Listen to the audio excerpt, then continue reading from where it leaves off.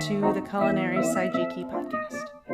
My name is Allison Whipple, and twice a month I'll bring you a conversation with a fellow haiku practitioner about the way that food and the seasons show up in their haiku practice. Visit www.culinarysaijiki.com to listen to the podcast, read long-form essays on these topics, and sign up to join the podcast conversation. You can also support the project at buymeacoffee.com/culinarysaijiki. Enjoy the show.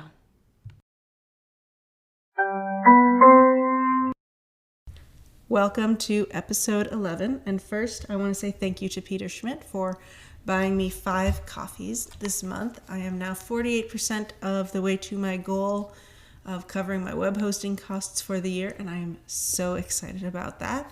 If you want to support this project financially, you can go to buymeacoffee.com/culinarysaijiki. Yes, the link is in the show notes. And contribute whatever is right for you. And the monthly supporter bonus recipe should be going out sometime this week. So please do check your emails if you have contributed at any point this year for that. All right. So it is a cold Monday night in St. Louis when I'm recording this intro. And I do want to remind you, we have the community blog post at the end of November. The theme for that is harvest, and you're going to submit haiku via a Google form by 11:59 p.m. Central on Wednesday, November 23rd. And again, those will go up on the blog, and that will be the last post for 2022 because just like I'm taking a little break between seasons with this podcast, it's time for me to sort of take stock about where things are and figure out how I want to shape this in the future. I do actually have a whole blog post about that that I posted late last week, so go check that out if you want to see the details. All right, this week I have Jerome Berglund as my guest. We actually recorded on a night much like this one. It was a Monday night, which is not when I usually record, but that was when we could make it work. And it was kind of just a crazy night. I'm usually pretty good about being able to just leave work when I need to leave and get home, and so I'd planned this on that assumption that I would be able to do that and have like space and time in between getting home and recording, and that's just not how things went down at all. I ended up having to work late, stuck in rush hour, and I raced in and pretty much just got out of the car and plopped myself down at the computer and opened up the Zencaster app and just went for it. So probably, and we had a super rambly conversation. Jerome and I seem to be the kind of people that can just inspire each other to get on our soapboxes, for better or for worse. That just seems to be a thing that's gonna happen. And so between that and the fact that I was just feeling kind of like punchy and hadn't had any space to chill out before recording. I think you can definitely hear it. And I have to say it was great fun. I had never communicated with Jerome other than email before this. This is the first time we'd ever actually had a conversation. And I had a great time talking to him. So this is definitely, I think this is officially the longest episode. I could be wrong, but I think it is. And I hope that you, again, you have as much fun as I did. I know I say that every week, but it is true. So enjoy the talk.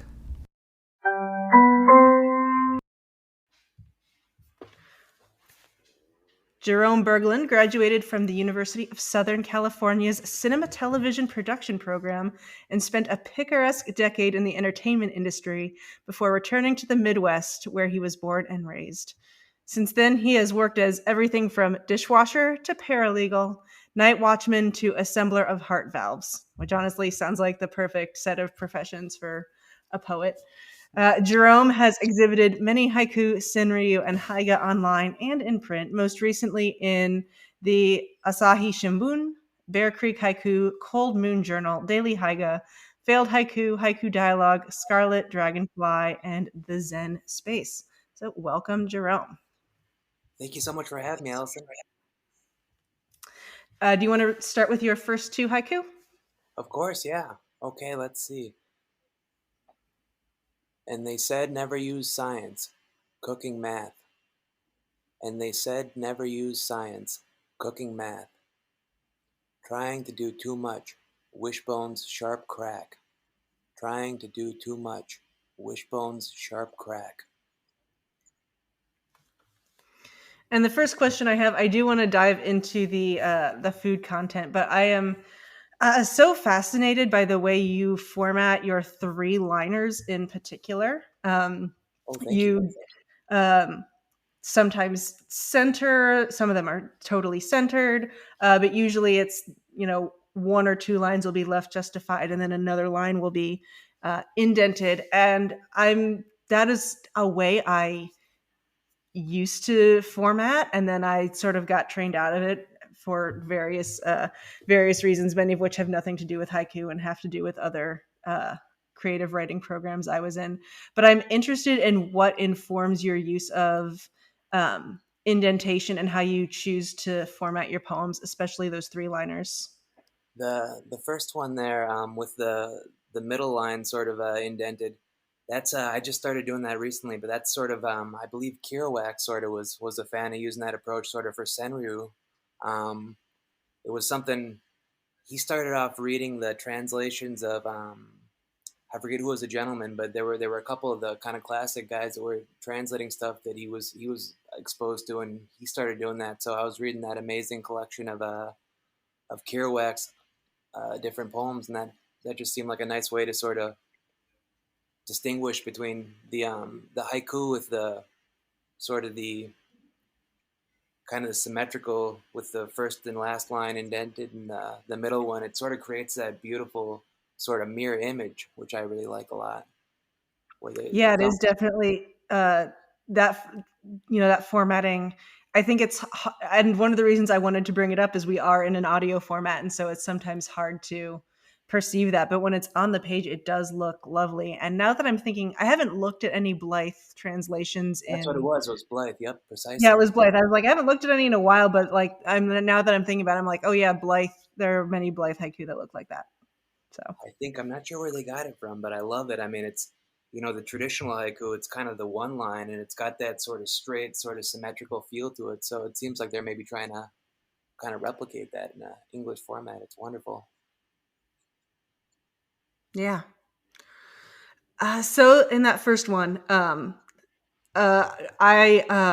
responded to that, and I picked that as the first one because I know for me, cooking math is something that can be, like I once had a teacher who just said, "Oh, cooking, it's just following the recipe." Um, uh, but I'm a person who though I know better, never reads the recipe all the way through the first try, and then I always get stuck on something, or I'm very impatient and don't want to be precise. That is just a flaw or a feature, whatever you will. But I never want to be precise. But then there's that flip side of like people who spend years learning to be precise, then don't have to be. Like It's for some wonderful things, like for baking, experience for sure. you have to be a lot more precise. But I'm thinking of like, my mom, she just has her sauce recipe. She can't tell you what the proportions are.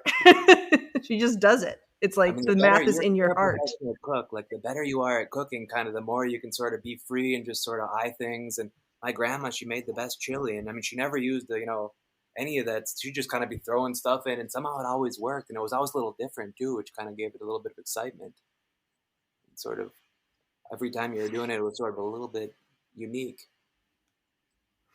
Yeah, absolutely. Um, it makes me think a little about the restaurant industry as well. I used to work I back of house for Kick Butt Coffee in Austin, which is just a fun little place. And the owner always talked about how customers want things to be consistent.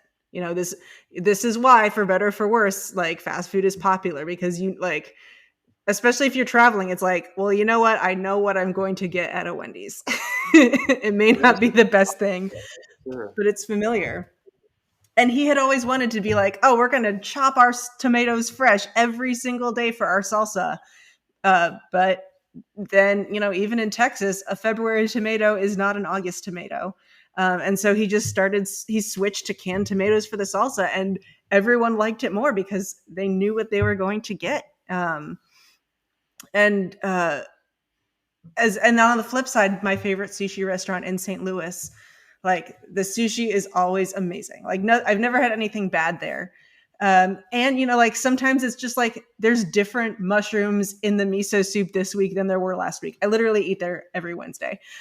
um, You spot the subtle differences. I mean, that's wonderful. yeah, and so I think about they are like, and kind of what I love about it is like, like I mean, maybe there are people who would get mad that it's like different mushrooms this week, or the miso is like it's a red miso this week and not a white miso. Like there are probably people who just like not be happy. Um, but but I sort of love that. It's like, oh, it's just not gonna always be the same, and that's kind of interesting. There's some French expression where they have sort of a different menu every day, like a Grand Prix, or there's something. But I mean, good restaurants, good chefs, like they're not kind of going to be, just replicating the same thing over and over. I mean, it's comforting, but you want that sort of spontaneity too. I mean, it's hard to find that balance for sure. I think it is. It is sort of those two sides of the same coin where I like absolutely like people want to know like especially like you want to know that the salsa is going to be the same every time. You don't want to get There's caught actually a Mexican bad. there's a Mexican restaurant up the street from where I live now, and it is on par with Texas quality. Um, Mm. but it is definitely interesting. Like the salsa is not the same every day. I mean, it's the same recipe, but it's like, oh, sometimes the tomatoes are just a little more vibrant today than they were yesterday, and I appreciate that. But I certainly understand that flip side of like, I just want my salsa to taste the same today as it did last week. I mean, in a world with so many terrifying variables, it is nice to sort of have, Campbell's soup, and you're like, this is a Campbell's soup. Like, I know what this Campbell's soup is going to taste like every week. Yeah, yeah, You would yeah. want to just That's survive sort of on that. That'd be miserable. you would, but I think even as something as little as like condiments. My partner is a really good cook, and he like sometimes makes these amazing fermented hot sauces, and they Mm. are delicious. And if I'm eating hot sauce at breakfast, like it's got to be my Valentina. Like I Hmm. cannot start the day with fancy hot sauce. I need to start the day with Valentina. Or like, just classic Tabasco sauce, like on your eggs. It's like, you know what it's going to be, no matter what eggs you're getting. That Tabasco sauce, it's standard. Yeah, Mm. exactly. And then the second haiku in the Wishbone's sharp crack. I'm super interested in that one. Um, it's just because it's certainly I understand like trying to do too much. Yeah, you're, Story of my life. you're killing it. And also the Wishbone ritual when I was growing up was like this very deliberate thing where like my dad would like leave it to cure on the windowsill for like Wow, days until it got super dry and broke better. Um, that's so amazing. so to me like this was an interesting one because like those two things that was a really intense juxtaposition because like the thanks post Thanksgiving Wishbone ritual was so deliberate. So I'd definitely love to hear more about what inspired this particular haiku. Yeah, it's funny you mentioned that. I was, you kind of picked these pieces we're going to talk about, and I just jumped on the Wikipedia and I was reading, and I mean, wishbones. Apparently, dinosaurs had wishbones, and I mean, this whole ritual of kind of the thing. It goes back to like ancient divination for trying to determine like how many crops they were going to have in a year. I mean, it was a really serious thing that sort of got all this different sort of mythology and sort of belief kind of built into it. And when I was writing it, I was kind of just thinking about, you know my family are kind of a lot of very kind of just they squeeze stuff in there and they try and do just a crazy amount of stuff, and it kind of just there's sort of there's that lily of the valley allegory I've kind of keep coming up lately where it's they're gonna be okay. It's kind of a Buddhist thing. Just these lilies of the valley, like you could do all you want but it's like they're gonna be fine, but still we try and in a in your average day, we just feel this maybe sense of drive to just squeeze all this stuff in there. And it's kind of a Western thing. I mean, other cultures don't have quite the same just need to produce and need to. And yeah, you like I was looking at your you mentioned coffee a couple times on your things that kind of inspired you and brought you to sort of the culinary side, and I mean our culture, all this stuff, working, you know, 3 shifts a day, working double shifts, working night shifts. It's like we're not really built for this stuff. We really need like caffeine. Workforces just feed you caffeine because it's like you couldn't be productive enough without it. So that was kind of what went into this idea, and the wishbone just sort of you know kind of the almost the four noble jewels of Buddhism, that sort of desire and the suffering being rooted in sort of the desire, and kind of ending it being, it's like it's easy to understand in the theoretical, but practically it's so hard to kind of incorporate that into our lives. We just want to do stuff. It's like you had a full day of work, but you're like, I gotta do this awesome web series. I mean, podcast, and it's like we're doing it. We're loving it. I mean, it's great that we're doing it, but it's like you can just see that wishbone, just sort of the tension, kind of and then you hear it crack. So that was kind of the Yep. inspiration behind this thing. Nothing Absolutely. wrong with Absolutely. that. Well, and sooner or later I'll get into a rhythm, but this is my second job in 4 months, so life just got a little off the rails. It's it's great that you're working though. God, this is, I mean, these pandemic years have just been tough. I mean, I've been really struggling between stuff too, and it's like I've done some really interesting stuff. Being a poet, you kind of tend towards sort of the Bukowski, sort of the factotum sort of lifestyle of just doing like weird stuff, just doing like whatever interesting weird stuff you can find, and it gives you a lot of inspiration, but it can be a little challenging too, for sure. It definitely can. Well, do you want to move on to your next two? Yeah, of course. Let me read. Okay, Kewpie mayonnaise, white but trying. Kewpie mayonnaise, white but trying. Tongue on platter, other parts somewhere distant. Western dressing. Tongue on platter, other parts somewhere distant. Western dressing.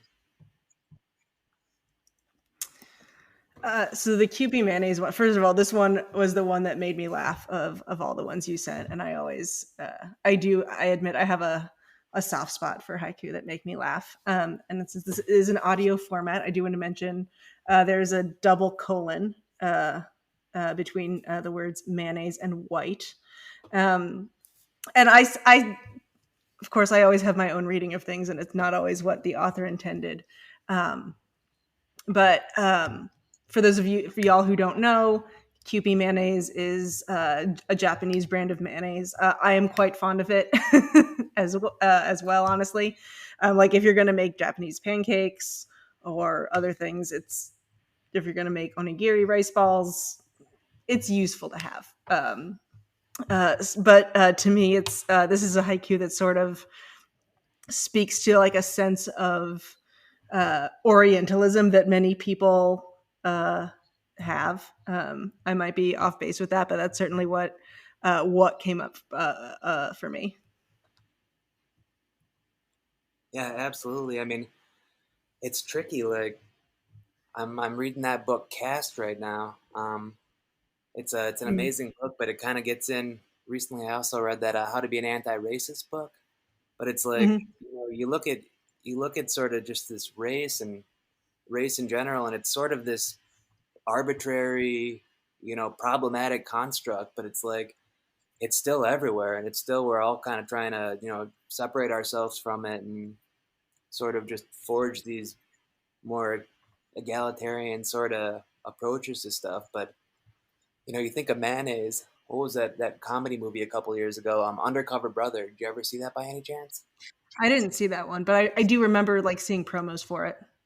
I mean, yeah, okay movie, but there's sort of this association with like white people and just love and mayonnaise. So the idea of Kewpie mayonnaise, which is sort of a very sushi oriented sort of Eastern mayonnaise, but it's very popular sort of in the West too. I mean, it's got a huge international following, and it kind of is associated with making sushi and with. I mean, it's just delicious. It's got, I believe, yolks, a lot more yolks than your average mayonnaise, so it's got more of a savory flavor, and it's just rich and tasty, and but yeah, just kind of Yeah, it has more yolk, and I believe it has more sugar as well, and yep, yep. it has a little more of a golden color to it. Yeah, that gives it that yellowy sort of look and that distinctive sort of flavor. Exactly. But yeah, I did forget until just now. I'm like, oh yeah, mayonnaise. That's like us considered like the white people condiment. Yeah, it's so Although, the joke, the crack. yeah, my partner said when he spent a summer teaching study abroad in Denmark, and he said, if you think Americans eat ridiculous amount of mayonnaise, just go look at how much the Danes put on The everything. Danish, really? Yeah, that makes sense. uh, oh Awesome. yeah, they love it. I mean, I guess it's better than a Big Mac. There are some like you think of the Western meal, and it's like just McDonald's. I mean, it's Mhm. like what was that really good Train to Busan where they've got it opens and the guy's eating like eating a Burger King, and it's like, ugh. I mean, the culture of the West is just like it is sort of a little bit embarrassing at times when we're Oh, is that made. the remake of it, I haven't of seen. Is Train to there Busan? is there a remake of it? I don't know. I've only seen the Korean one, and I don't recall there being a Big Mac in there. But the Sorry, reason I what? saw Train to Yeah. Busan was because people were mad that there was an American remake being made of it, and I was like, well, I guess I'd better go watch the original. The original's spectacular. I mean, I wish I Yeah. would have seen it sooner. I don't know about the remake. I wish they would stop doing that. Like, it's. I mean, I get that they want to expose it to an international audience, but it's like it's dubbed, it's subtitled. It's like we Just can watch the fix movie with that. subtitles. Yeah, That's my opinion, and I know not everyone's going to agree with me, but I'm like, just watch it with subtitles. yeah. I I mean, also I can't deal with dubbed films. Like I know, and like this is a thing my partner like struggles more with subtitles than I do, and I'm like, I can't deal with dubbed. It's like I can just tell it's wrong, and it just makes me angry. well, it depends on the dub. I mean, there are just terrible dubs, and there are some pretty good ones, but it's like they're getting better. They used to be just comical when we were kids. They were just not good. They were like hard to watch, but they're Yeah, getting and the better. last time I tried was with Squid Game, and we lasted 10 minutes, and then I'm like, I'm sorry, You I didn't have like to it? switch. I thought, Oh, I loved Squid yeah, Game. I think the dub was I didn't love better the dubbing. for sure.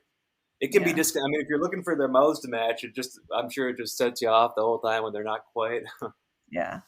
Squid Game is uh, amazing, and some interesting food motifs, but it is like one of the most brutal television shows ever made. Yeah, it Just was. It was pretty intense. I mean, I think they're making a sequel. I can't wait. What a show that was. Oh, yeah. I'm spectacular. gonna watch it, but I'm gonna have to like wait and like till I'm I don't know on vacation or something because I had nightmares, but I It's still watched terrible. it. It'll give you nightmares. Yeah, it's dark It stuff, but will. I mean, kind of socially conscious stuff too. I mean, the Yeah. ideology of it was just beautiful. Yeah. And then tongue on a platter. This one was super interesting. First of all, because I'm not really sure, I wasn't sure what Western dressing was, but the word dressing can also have a couple of different meanings. Like dressing can mean more like stuffing. Dressing can mean more like a sauce or a condiment. Dressing can be like stuff in in a bottle in a grocery shelf. And I think that's part of like I'm like I wonder what Western dressing I'm like means. But then tongue also like that's organ meat, which a lot of people have very mixed feelings about, especially like depending on where and how you grew up and how it's prepared. I've definitely uh, eaten some and it was fine, but also I didn't know what it was. And like probably if you told me what it was, I probably would have been real suspicious.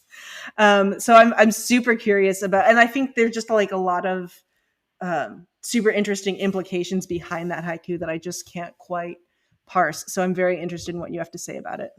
I mean, yeah, it's funny that you mentioned tongue. Tongue is like, and I should be a vegetarian. I try and eat, as close to like vegan as possible. I still eat plenty of meat, but tongue, in a taco, like a lengua taco, is delicious. But in the It context is of the 100%. I mean, you don't want to look too much about it or think too much about it. The mouth feel like if you're, it's a little spooky when you're thinking into it. But in the context of this haiku, I was sort of thinking about, I was I'm in Minnesota right now, and we spent a lot of time in the Dakotas, growing up, and there was, the buffalo.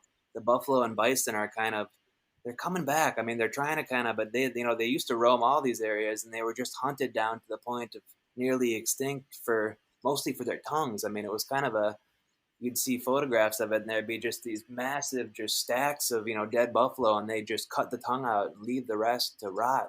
It was just as horrifying. Somehow I forget the story behind it, but there was sort of it was like considered a delicacy for the upper class, the buffalo tongue. So they just go and they kill the buffalo and just leave all the meat just sitting there, and it's just kind of I mean, the image just makes you think of this sort of conspicuous consumption and sort of this just grotesque, almost kind of colonialist stuff associated with manifest destiny and sort of expropriation of land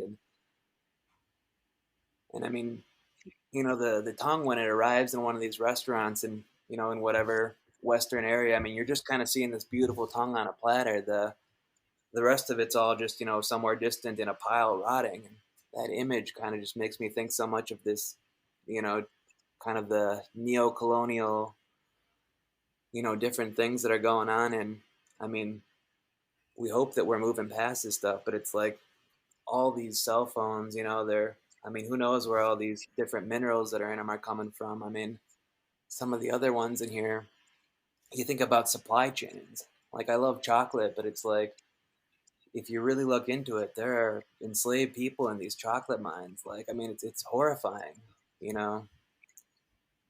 It really is. And I mean, it goes beyond even food, and that's one of the things that really taught me to have grace with myself about just living in capitalism and not being able to be perfect. Is the things like I mean, I do not have an electric car. I could not afford one the last time I was buying a car, and honestly, like, thank goodness I didn't, because I do not live in an area with charging stations. But Yeah, like, yeah. um, unfortunately, the lithium that goes into all of the batteries, including for our electric cars, uh, is kind of causing horrific environmental devastation in Yeah, northern I mean, Chile it's and in just, all this Bolivia. stuff. So we just, it's one of those things. It's like, I mean, sure, it's not gas, and also it is not the magic solution that a lot of people claim it is. I mean, like you said about capitalism, like they use that expression, there is no ethical consumption. I mean, you could drive yourself batty if you thought too much about because everything we're touching, everything that's sort of, our whole lives of these computers we're on that we're, all the clothes we wear, it's like, I mean, all we can do is just sort of be aware and try and, boycott and try and invest in good things and try and, support. I mean, it's moving the right direction, but it's like there is just so much like frightful stuff in the world that I mean, it's better to be aware of it at least. But like you said with Yeah, and electric, it's about striking the balance. For me, it's like I still drive a gas powered car, but it's like 12 years old, and I just yeah, try to yeah, keep it in good repair. And my laptop is geriatric by laptop standards, me but too, me like too. it's still going. Like, I still, like, as long as it's still functioning enough, and like I kind of need one if I want to be a writer and make things, and like I try to buy used when possible, and it's not always possible, and you just sort of have to, yeah, you have to give yourself grace that, like, you're just a human and you're doing your best, and there is literally only so much you can do if you're going to survive. Absolutely. I think our generation, I mean, just sort of not throwing stuff out, keeping stuff like keeping cars lasting as long as possible. Not Yeah. just buying a new laptop and throwing the other one in the trash every 2 months. I mean, some of this stuff, our parents' generation, I mean, they understand, but it's like I feel like there was a lot more sort of disposable clothing, disposable, and I think we've the next generations and the ones hopefully coming after us are going to do a lot better job of just repurposing stuff, keeping stuff functional. I mean, they could if they just decided on a manufacturing level to not plan obsolescence into everything. I mean, there's a way that all the you wouldn't have to repave the roads every 2 years if they just decided to. It's just sort of a matter of making it profitable. Or Yeah, and I think we're really trying, and I think there's going to be a lot of solutions. And for me, it's like, yes, my car is still gas powered, but like in the long run, I think it's better for me to just keep this driving than buy a new car, especially because they can, all these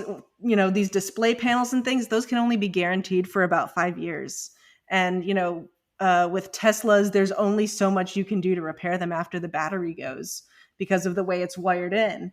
And so to me, I'm like, well, what, is this really the solution if you can only guarantee like the electronics will work for 5 years? Like, are we just going to end up with like a bunch of non-repairable cars in a landfill? Like, what I is mean, the it's plan spooky. for Yeah. repurposing parts? I've been looking for a new vehicle. My car just finally kicked the bucket, and I donated it to charity. But apparently, all these new cars built within the last 15, 20 years, like they only last up to like a little over 100,000 miles. Whereas the older ones, they always, you can get them up to three. I mean, you can keep, swapping stuff out, but Oh they're yeah. just not, they've got all these little computer chips in there, and it's like somehow they're only made to last a pretty short, finite. And I mean, if we're recycling all those parts, I mean, there's a way that could be sustainable, but it's like, it does worry you when, this Great Pacific, plastic thing just keeps building, and they keep, it's a spooky time for Yeah, environmental stuff for sure. it is. But I hope that I have faith that the people who are active in that line of work are coming up with some genuinely good stuff. And this is not to like hate on electric cars. Like, it's more just I get a little frustrated by all of the greenwashing. Yeah, yeah. I mean, Like well, if the problem is if if electric an cars electric own car the is great for you, great. for Yeah, sure. And yeah, it's electric cars are uh, not affordable to the public. They're affordable to like this small 1% of people that can sort of drive them to feel trendy and to sort of pat themselves on the back. But it's like they could make all this stuff readily available, and they're still kind of choosing not to. Until all the infrastructure is owned by the same people. It's kind of like fossil fuel. It's like as long as yeah. the same people own the electric, own the wind, own the hydro, it's like as long as they're still profiting, they'll do it. But it's like they have to own every dime of that, otherwise it just won't be, a And if viable we thing. had more infrastructure, I think there would be room for more, actual repair people who could work on these. And that, I'm like, you need to be like, people need to have the right to repair, and Yeah, stuff needs to be yeah. repairable. I'll take a stand on that. No, I mean, like our parents, our grandparents' generation, they could do all the stuff in house. I mean, they didn't need, they've kind of created this sort of curated weakness where they don't want, I mean, it's not in the interest to have people be self-sustainable. So it's tough to sort of negotiate that with, with industry or with the, specialized car repair people or the manufacturers. I mean, it's tricky. It is, and it's also recognizing the limitation of like you can't do everything. Like even I think of my grandfather who did have to do a lot of his own work, and he still couldn't do everything. Yeah, And yeah. so you need to have places where you can actually like hire someone competent, where you can actually get help. And that's great. Yeah. I mean, all that stuff, like it's creating jobs and it's creating specialties. And I mean, there's nothing wrong with that at all. It's just like, it's just sort of irksome that, they could, make this stuff last 5 times longer, and they just sort of choose to, have to replace it every X number of years. And Yeah. And I think it's not even always conscious choice. It's, these are the limits of the electronics we have right now, you know? And I think a lot of people are doing the best they can with what we have right now. Um, and it's not necessarily like a conscious limitation, but it's still a limitation. absolutely. But it's exciting. I mean, I didn't think, these electrical, I mean, are all cars electric in Europe right now? Like are all cars Not electric yet. in China? They still haven't passed the full. I think it goes into effect in like 2 years. It's coming though. I mean, we're right on the cusp So, of it. So that's huge. I mean, oh yeah, that's it's definitely coming. Absolutely. Yeah. Anyway, we have diverted pretty far from the not topic sorry, of not to food. not to rant about So politics. I love ranting about politics. Thank you for that's ranting with just me. kind of how it goes on this show. Awesome. I need my space to do that. Anyway, you want to read your last two for Yeah, us? absolutely. Okay. Yolk on my shirt, scrambled signals. Yolk on my shirt, scrambled signals. French vanilla cools a dark roast, searching for crystals. French vanilla cools a dark roast, searching for crystals. And these last two, first of all, they invoke breakfast, which is why I paired them together. But also, they rely on some, I think, pretty skillful use of wordplay, which again, like, is a thing that people have like mixed feelings about. But to me, I'm like, if you can use it artfully, then yes, I am totally here for it. So we've got like the egg yolk spilled on you, and then scrambled signals. That's in the context to me of some form of human communication or another. But of course, then it's the play on scrambled eggs, and so like maybe you spilled on yourself while you were beating the eggs, or maybe it's not that literal. But I liked that. I appreciated that wordplay there, and I'm interested in again and how this haiku came together for you. I love hearing about people's processes. I think that one started as a chasse. I think there was some literal scrambled egg on my face or on my shirt, but yeah, it's hard, like you said, with to do really wordplay. Like I don't often succeed at it. It's something where it's like it's really easy to fall on your face and to sort of just be cheesy or just sort of be lame. And but if you can pull it off, I mean, a lot of my favorite poets will pull it off beautifully, and it's something that in the original Japanese, I mean, you'll always read about Issa or Busan just using these like brilliant sort of puns that don't quite translate. But I mean, I feel like puns have a strong haiku sort of tradition to it that doesn't feel disrespectful or sort of outside of the classical. Yeah, and I my hypothesis is that some of this resistance to puns, or other forms of wordplay does come from the fact that like some of this really doesn't come across well in translation. It just doesn't, and that's one of the challenges. I'm still glad we have these works in translation. I do know that in like the classical Japanese tradition, like of course there was an extensive, you know, poetic heritage that was more than simply uh, renga or tanka, or haiku, and that there were certain like verse contests where you were expected to be able to employ a certain level of wordplay, and so. But it's super hard. I think you have to write like 100 bad ones before you get a good one. Yeah, yeah. I mean, a lot of them go on the cutting room floor, but it's like once it's just so much of stuff is kind of a numbers game where you're just trying stuff, throwing stuff at a wall, and eventually something will stick. And when it does, it feels so good. It's so worth it. It really does. It really does. And then French vanilla. In that one, the crystals to me, searching for crystals. I mean, that can have like uh, so first we've got like I think of like instant coffee, and like instant coffee is often referred Yeah, to like yeah, they're coffee crystals. Um, but then I think about sort of the mystical aspect of like a tea reading or a like tea leaf divination, or I think is like a form of coffee divination. I'm pretty sure it doesn't use yeah. instant coffee. Turkish coffee is big for that for sure. Yeah, yeah, yeah. Let's see, yeah, Um, and certainly like there's sort of the mystical aspect of like crystals in general.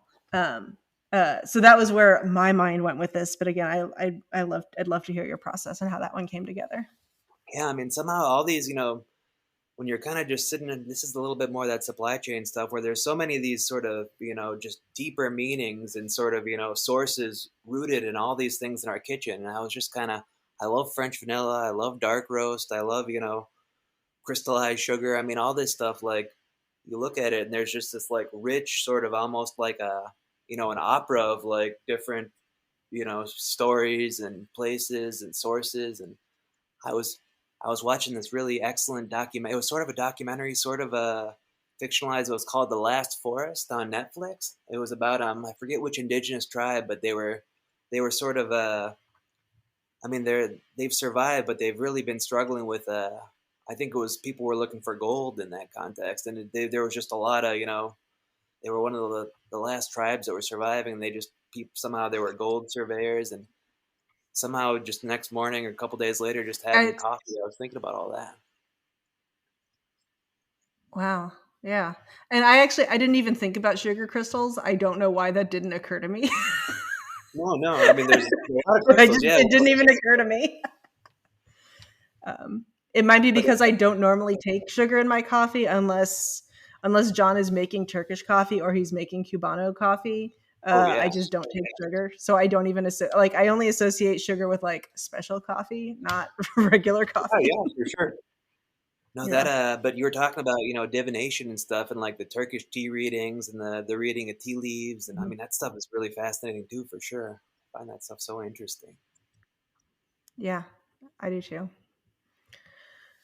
Well, we are coming to the end of our time. So, do you have any last thoughts about haiku practice or food, or poetry in general, or food in general? Um, just in the context of your culinary saijiki, if anybody's ever looking for some really great examples of seasonal words, I've been reading Jane Reichold's haiku dictionary. And boy, I mean it's thick. It's like you could prop up a door with it, but it's like it's got some great kind of seasonal ideas and just different. I mean, she's so talented, and that's been really helping me to sort of understand kind of the importance of Kigo and sort of how to use it in creative ways. Yeah, hers is great. It's one of the three it's one of the three I use, and Oh, it's what'd the other two definitely in again? that one to me. Yeah, is that one's interesting to me also because in English language Saijiki, I don't see a lot of food words codified as Saijiki or sorry as Kigo, and she really puts a lot of food words in there. So it's been She really that's does. been an especially useful tool. Totally. Very, very true.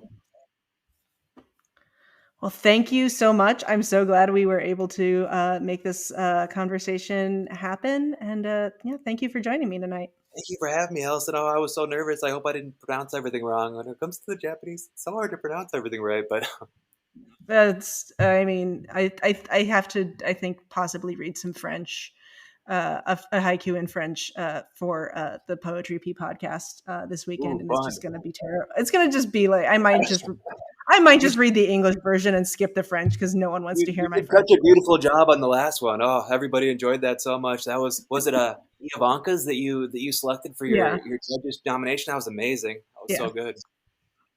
Thank you. But it was not in French, and I'm like, I can't pronounce French. I just I I can't can pronounce pronounce it at croissant, all.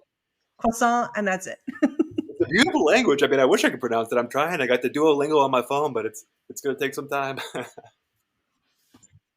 Yeah, I prefer Spanish because I just like to know that I can say all the letters. They're great letters. I mean, Spanish is so fun to pronounce. Like all those Romance languages are just extraordinary. Yeah. All right. Well, thank you again. It's been great. Take care, Elson. Have a great night. So nice talking to you. Thank you, Jerome, for our fun and rambling and offbeat conversation. I'm so glad you decided to uh, take a chance on this podcast, even though we had never actually met in real life. Just a reminder, we do have that community blog post at the end of November. Deadline is November 23rd. You submit via Google form, and of course, the link is in the show notes. All right, and on December 6th, that's the season finale with Mark from the Naturalist Weekly blog. We recorded that, I think back in September, honestly. But it just seemed like it was going to be really fitting for a season finale. So that's coming up. And one of the things I'm exploring for 2023 is guest posts for the blog as a semi-regular feature, maybe every other month. So if you think you might be interested in doing a guest post for the Culinary Saijiki blog, send me an email, and at some point over my little break, I'll set up some more formal guidelines for that. But for now, if you heard me mention that and you thought, yes, I want to do that, send me an email. And if you want to, again, get those details on what I sort of plan to do with my downtime and the things I'm considering for this project in the future, go over to the blog and check out the most recent post. All right. Thank you for your listenership, and I hope you have a great week. See you next time.